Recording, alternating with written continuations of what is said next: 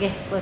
Ya, kita mulai sesuai dengan amanat dari surat Kepala BKPBD bahwa hari ini peserta orientasi pengenalan nilai dan etika pada instansi pemerintah harus menyampaikan paparan laporan, dan nanti dari paparan yang disampaikan akan dilakukan penilaian sesuai dengan kriteria yang digariskan dari BKPBD. Kebetulan hari ini dari Disduk Capil satu-satunya Mbak Titin Solihatin AMD, NIK-nya 1981 121 520 242 12011, jabatan Arsiparis Trapil, unit kerja Disduk Capil Kabupaten Magelang. Mbak Titin sudah melakukan orientasi di Capil Kabupaten Magelang. Ada beberapa kali jadwal untuk orientasi, dan hari ini kami persilakan Mbak atau Bu Titin Solihatin untuk menyampaikan paparan dari laporan orientasi P3K di Dinas Kependudukan dan Pencatatan Sipil Kabupaten Magelang. Monggo, kami silakan Bu Titin Solihatin untuk menyampaikan. Terima kasih atas waktunya Bapak. Mohon izin untuk berdiri menyampaikan seminar kami. Puji syukur kita panjatkan kehadirat Allah Subhanahu wa Ta'ala yang telah melimpahkan nikmat dan karunia kepada kita semua sehingga kita bisa berkumpul pada acara pagi hari ini.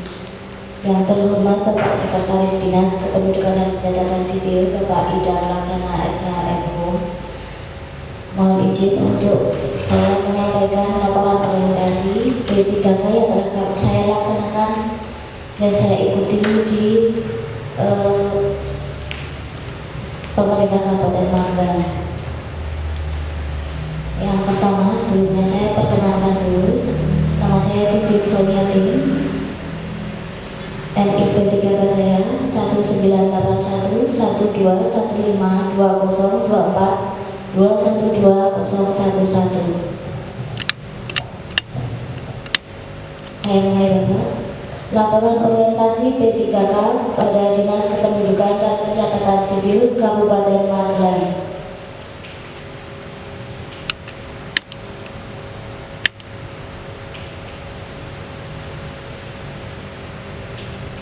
Untuk pendahuluan, latar belakang diadakannya orientasi P3K adalah P3K adalah warga negara Indonesia yang memenuhi syarat tertentu yang diangkat berdasarkan perjanjian kerja untuk jangka waktu tertentu dalam rangka melaksanakan tugas pemerintahan. Dalam rangka untuk menghasilkan P3K yang profesional, memiliki nilai dasar etika profesi, bebas dari intervensi politik, bersih dari praktek korupsi, kolusi, dan nepotisme, maka BKPBD Kabupaten Magelang menyelenggarakan orientasi bagi P3K baru, termasuk di lingkungan Dinas Kependudukan dan Pencatatan Sipil Kabupaten Magelang. Program tersebut dilaksanakan dalam jangka waktu tertentu yang telah ditentukan oleh dan ditujukan untuk memberikan kesempatan kepada pegawai P3K yang baru untuk melakukan pengenalan terhadap tugas sesuai dengan tujuan rekrutmen pemerintah. Di samping itu, masa orientasi akan memberikan pemahaman dan pengenalan bagi pegawai P3K yang baru pada tugas, fungsi, misi, dan misi yang akan dicapai pemerintah Kabupaten Magelang. Selanjutnya, maksud dan tujuan diadakannya orientasi. Maksud dari pelaksanaan orientasi adalah 1. Pengenalan tugas dan fungsi ASN. Dua, pengenalan nilai dan etika pada instansi pemerintah. Sedangkan untuk tujuannya yaitu pengenalan tugas dan fungsi aparatur sipil negara, pengenalan nilai etika pada instansi pemerintah, pemahaman penyediaan informasi pada P3K yang baru diangkat, dan diharapkan mampu mengaktualisasikan nilai-nilai dasar ASN berakhlak serta dapat melaksanakan tugas yang menjadi kewajibannya dalam melaksanakan program pemerintahan di unit kerjanya.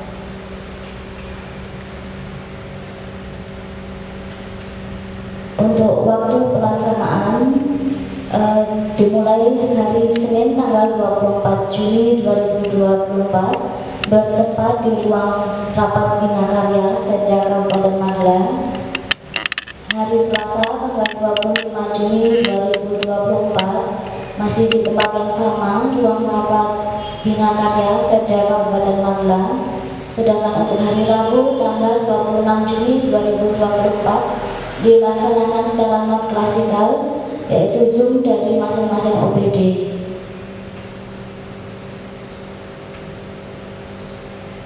Kita masuki yang selanjutnya, nilai dan etika pemerintah Kabupaten Magelang. Visinya yaitu terwujudnya Kabupaten Magelang yang sejahtera, berdaya saing, dan amanah, atau sering kita sebut sedaya amanah. Untuk misinya, meningkatkan kualitas kehidupan masyarakat yang sejahtera dan berakhlak mulia, meningkatkan daya saing daerah yang berbasis pada potensi lokal dengan tetap menjaga kelestarian lingkungan hidup. Yang ketiga yaitu mewujudkan tata kelola pemerintahan yang amanah.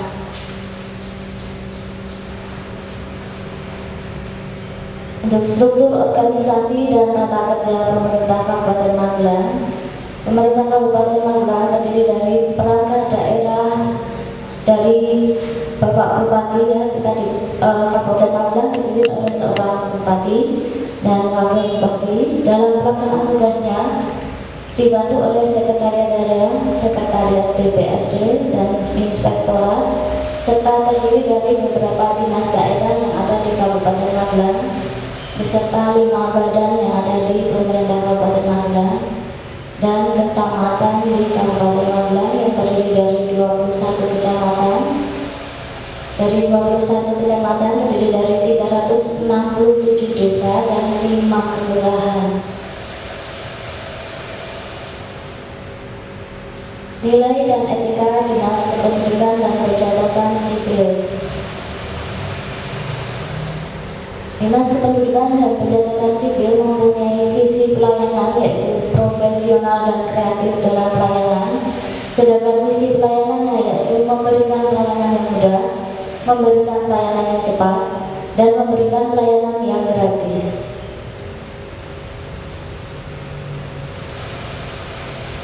Untuk struktur organisasi dan tata kerja Dinas Kependudukan dan Pencatatan Sipil, Dinas Kependudukan dan Pencatatan Sipil dipimpin oleh seorang kepala dinas, yaitu Bapak Atamur Puji Andaka, dan kemudian ada bagian sekretariat yang terbagi dalam subbagian umum dan kepegawaian, subbagian program dan keuangan, kelompok jabatan fungsional. Dan Dinas Kependudukan Sipil terdiri dari 3 bidang, yaitu bidang pelayanan pendaftaran penduduk, bidang pencatatan sipil, dan bidang pengelolaan informasi administrasi kependudukan. Di dalam melaksanakan tugasnya ada subkoordinator dan kelompok jabatan fungsional.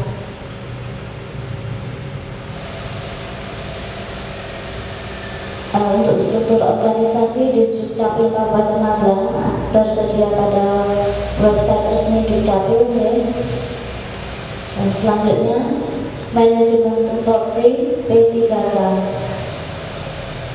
Tugas P3K adalah 1. Melaksanakan kebijakan yang dibuat oleh pejabat pembina kepegawaian sesuai dengan ketentuan dan ketentuan peraturan perundang-undangan. Yang kedua yaitu memberikan pelayanan publik yang profesional. Dan yang ketiga adalah mempererat persatuan dan kesatuan Negara Kesatuan Republik Indonesia. Sedangkan untuk fungsi P3K sendiri pelaksana kebijakan publik, sebagai pelayan publik, dan sebagai perekat dan pemersatu bangsa.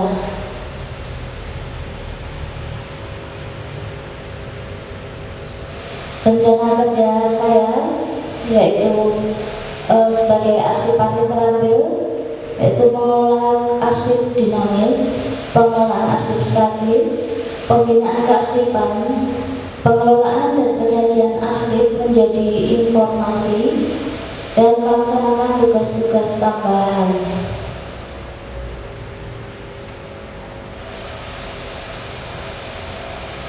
Kesimpulan yang bisa kita ambil yaitu mengenal tugas dan fungsinya sebagai ASN, serta mempunyai nilai etika yang berlaku pada instansinya. 2. Menjadi pegawai yang profesional, memiliki nilai dasar etika profesi, bebas dari intervensi politik, dari praktik korupsi dan nepotisme, mengenal berbagai macam OPD di lingkungan pemerintah daerah Kabupaten Magelang, dan mengerti berbagai macam aturan kedisiplinan pegawai demi terwujudnya pegawai pemerintah yang handal, cerdas, mandiri, disiplin, sejahtera, berdaya saing dan amanah sebagai bentuk pelayanan publik dalam bidang pendidikan. Yang terakhir, bisa membuat rencana kerja dan melaksanakan pengembangan diri di unit kerja masing-masing. Demikian yang dapat saya sampaikan. Yang punya kurang satu ya. Oke, Mbak atau Bu Titin, ada beberapa koreksi dari paparan. Ini koreksi sedikit. Yang pertama, dari saya melihat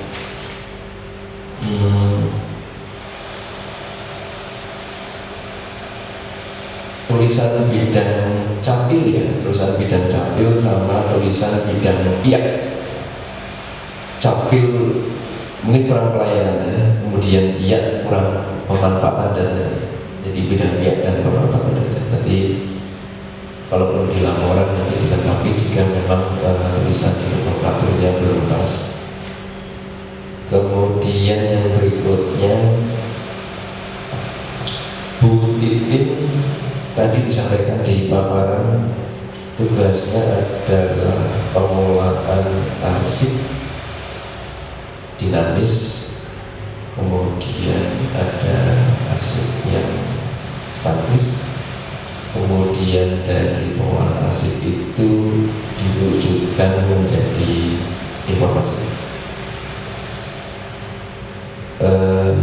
Paham ketentuannya tentang aturan-aturan di Adminduk secara umum, Bu Titin soalnya. Aturan-aturannya, aturan atau regulasi yang mengatur kegiatan di Dukcapil, khususnya Bu Titin ada di bidang apa? Saya berada di bidang pelayanan pendaftaran penduduk Bapak. Aturan secara umum di Dukcapil, Bu Titin juga ada pemahaman yang berkaitan. Ya, dalam pelaksanaannya di pelayanan pendaftaran penduduk, kami melayani dari masyarakat yang datang ke kantor Capil. Kemudian kami melakukan interview atau menanyai keperluannya apa kepada masyarakat tersebut. Kemudian nanti kami arahkan maksud dan tujuan dari masyarakat tersebut dengan kelengkapannya. Kemudian kami arahkan untuk pemrosesan dari tujuannya masyarakat tersebut. Kemudian setelah kami proses, ada berkas-berkas yang masuk, itu kami himpun. Setelah proses kami himpun ya, kemudian setelah dihimpun ada arsip yang memang termasuk dokumen yang penting dan yang biasa. Kalau dokumen yang biasa itu bisa kita masukkan ke dalam sistem, dan yang dokumen khusus itu kita simpan dan kita arsipkan. Begitu Bapak. Oke. Jadi yang tadi saya sampaikan ini sekaligus pendalaman karena tadi yang kita tentu melakukan pendalaman atas paparan yang disampaikan oleh Bu Titin. Bidang pendaftaran guru apapun hal lain yang mengatur tentang pendaftaran guru itu diatur dengan artinya baik itu dengan tahun 23 maupun dengan tahun 24 itu mengatur tentang pelayanan pendaftaran. Kemudian di bawah undang-undang itu diatur dengan Perpres 96 tahun 2018. Di situ muncul yang disampaikan Bu Titin tadi. Itu muncul syarat-syarat, jadi membuat akte syaratnya ini, membuat kata syaratnya ini, proses membuat pencetakan KTP syaratnya ini, pindah syarat ini, semua ada di Perpres.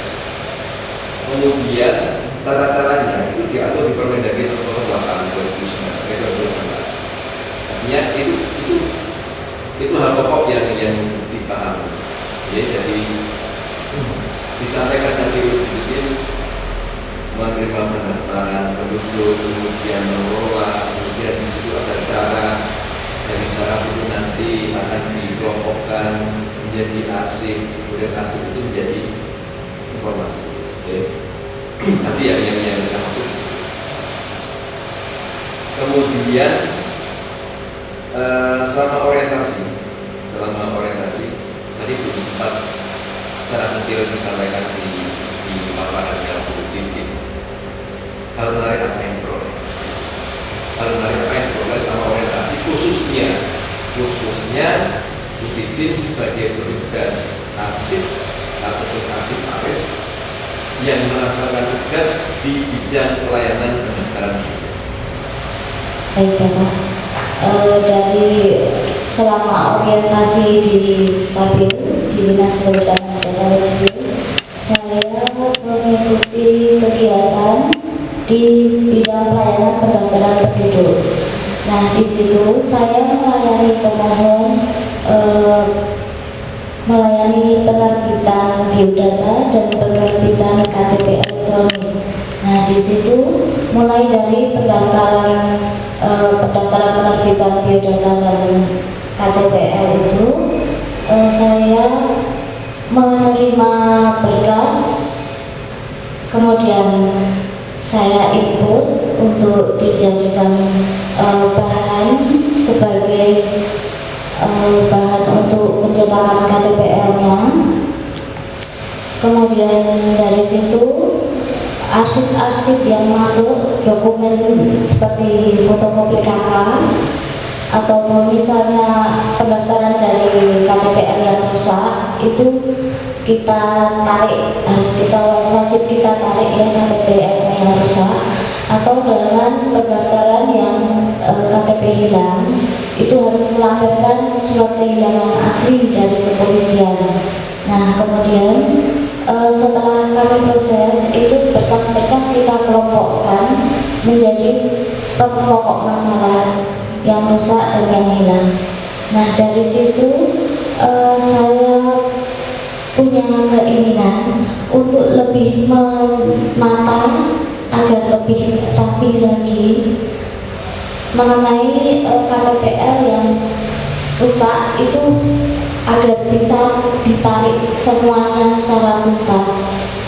Jadi dalam pengarsipan yang kemudian kami kelola menjadi sebuah dokumen yang kemungkinan kemudian akan dimusnahkan. Nah, itu agar jumlah dari KTP elektronik yang rusak dengan jumlah yang kami bakar atau kami musnahkan itu agar sama.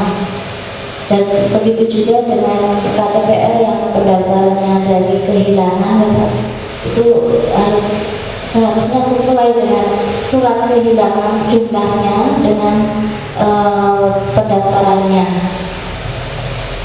Kurang lebih seperti itu, Bapak. Ya, jadi kan prinsipnya kalau di tugasnya arsip aris, kemudian pengelola arsip, kondisi dia semuanya itu menjadi dokumen semuanya. Jadi apa yang dilakukan penduduk semuanya menjadi dokumen penting karena di situ ada lampiran bersama. Tapi pasti tidak semuanya bisa untuk dikelola dengan metode kearsipan. Tapi menarik yang disampaikan Bu Titin bahwa ada pilihan, ada prioritas dokumen-dokumen apa yang akan menjadi perhatian khususnya sebagai arsiparis untuk ditindaklanjuti. Cuma saya tadi nggak masuk ke paparan ya. Ya, jadi apa ya? Yang ditemukan kemudian itu menjadi satu hal yang menarik. Sehingga tadi saya tanyakan ada hal menarik apa yang ditemukan. Masih ada kekurangan sempurnaan dan itu sudah menjadi bahan pemikirannya politik. Nah sekarang tinggal bagaimana apa yang tadi masih menjadi sedikit permasalahan dan sudah dipikirkan segera disusun konsep.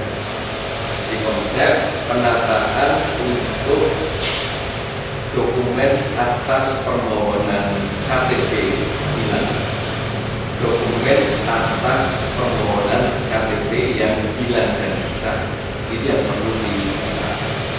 Ya tadi sampaikan oleh Bu ini di sana pada saat arsip atau dokumen itu harus dimusnahkan dengan memang amaratnya adalah KTP yang tidak dipakai atau istilah invalid ya, itu harus dimusnahkan ya, harus dengan tata kelola pemusnahannya ya.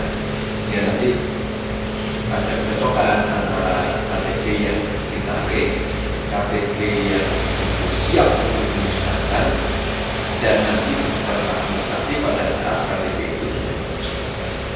Demikian juga dengan yang selain yang KTP tadi mungkin ada hal lagi yang menurut Bu Titin ada yang menarik selama orientasi. Iya Bapak, itu di bagian pendaftaran kartu keluarga Bapak, bagian kartu keluarga itu saya ikut mengarsipkan yang di bagian perpindahan. Di situ saya sudah memulai untuk lebih menata lagi ya. Jadi saya kemarin membantu Mbak Idria itu yang memproses dari perpindahan. Nah itu kami himpun dari permohonan. Jadi kita beda persyaratan apa atau kelengkapan yang dibutuhkan itu kami beda per tahap.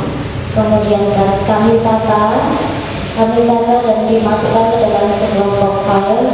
Nah itu sudah saya mulai untuk melabeli itu agar lebih rapi kembali untuk tujuannya ya untuk misalnya penemuan kembali itu lebih gampang seperti itu. Ya, jadi yang disampaikan oleh Bu Titin ada dua hal besar. Pertama untuk KTP, khususnya untuk KTP yang hilang dan rusak, dan yang penting lagi yang harus selalu menjadi dokumen yang diamankan itu adalah bidang penduduk. Kalau boleh dari hal yang disampaikan itu masih bisa masuk di bahan laporan kalau masih hal-hal khusus, hal-hal spesifik yang masih perlu ada penyempurnaan disempurnakan dengan lantaran. Yang tadi juga untuk KTP yang hilang dengan penarikan KTP lama kemudian memusnahkannya. Kemudian yang kedua adalah KTP yang jadi yang rusak, yang hilang ini karena dengan surat keterangan dari kepolisian, dan juga dokumen khusus yang bisa diambil software menjadi informasi untuk orang yang tidak ataupun orang yang tidak. Tolong itu dimasukkan dalam tambahan misalnya untuk materi laporan. Baik Bapak, nanti akan saya sempurnakan lagi, saya tata lagi masukan dari Bapak atau sebelum. Itu Bu Titin Solihati KMD Arsiparis tampil di Capil Kabupaten Magelang tadi sudah menyampaikan paparan, kemudian beberapa pertanyaan sudah saya sampaikan, koreksi atas tulisan juga sudah saya sampaikan, kemudian hal baru sebagai tambahan dari laporan juga sudah saya sampaikan, pendalaman secara tidak langsung tadi juga sudah saya sampaikan melalui diskusi dengan Bu Titin untuk hal baru. Jadi hari ini sudah bisa diselesaikan untuk acara paparan dari hasil orientasi pengenalan nilai dan etika pada Dukcapil. Terima kasih kepada Bu Titin atas paparannya, dan kemudian apa yang disampaikan tadi sebagai bahan masukan bisa dilaksanakan dengan baik. Demikian kami akhiri. Assalamualaikum warahmatullahi wabarakatuh. Waalaikumsalam warahmatullahi wabarakatuh.